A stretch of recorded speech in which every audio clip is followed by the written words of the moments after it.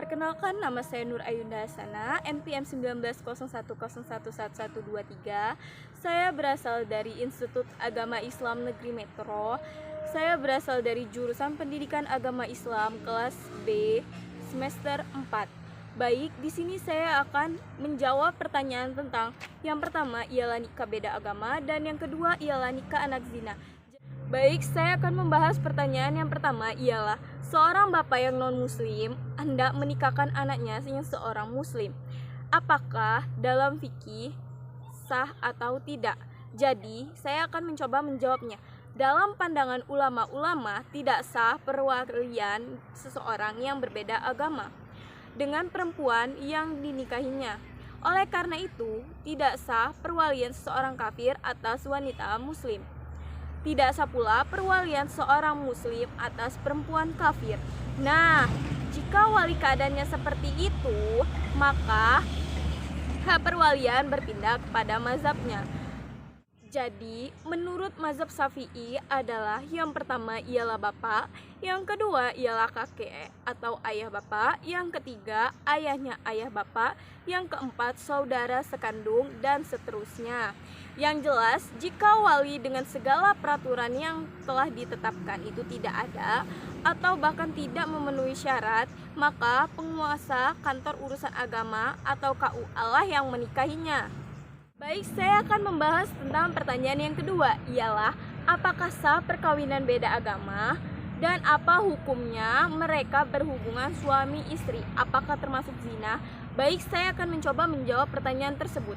Jadi, seorang muslimah itu diharamkan menikah dengan selain muslim, demikian pun sebaliknya. Seorang muslim itu dilarang menikah dengan selain muslimah demi memelihara maslahat umat Islam. Dan dalam hal ini Allah berfirman, yang artinya, dan janganlah kamu menikahi perempuan musyrik sebelum mereka beriman. Sungguh, hamba sahaya perempuan yang beriman lebih baik daripada perempuan musyrik, meskipun dia menarik hatimu. Dan janganlah kamu menikahi seorang laki-laki musyrik dengan perempuan yang beriman sebelum mereka beriman. Sungguh, hamba sahaya laki-laki yang beriman lebih baik daripada lelaki musyrik, meskipun dia menarik hatimu. Mereka mengajak ke neraka, sedangkan Allah mengajak ke surga. Dan ampunan dengan izinnya Allah menerangkan ayat-ayat kepada manusia agar mengambil pelajaran. Terdapat dalam Quran surat Al-Baqarah ayat 2, surat kedua ayat ke-221. Sedangkan mengenai hubungan suami istri itu dianggap sah jika pernikahan mereka dibenarkan oleh syariat. Dan jika pernikahan seorang wanita muslimah menikah dengan seorang lelaki non-muslim, maka hubungan suami mereka itu dianggap perzinaan yang harus segera dihentikan. Wallahu a'lam. Baik, yang selanjutnya saya akan membahas pertanyaan tentang anak zina. Jadi, pertanyaan yang pertama ialah bagaimana menurut hukum Islam hubungan anak yang terlahir hasil dari perzinahan terhadap ibu yang melahirkannya dan terhadap pria yang berzina dengan ibunya, menjinai ibunya. Jadi, menurut saya akan mencoba menjawabnya. Anak itu dinasabkan kepada ibu yang melahirkannya, bukan kepada pria yang menzinai ibunya. Ini karena anak tersebut hasil perzinahan tidak menimbulkan dampak penetapan nasab anak tersebut kepada lelaki yang menzinai ibunya. Menurut kesepakatan jumhur atau mayoritas ulama, alasannya nasab itu adalah kenikmatan yang dikaruniakan Allah dengan ditetapkan nasab.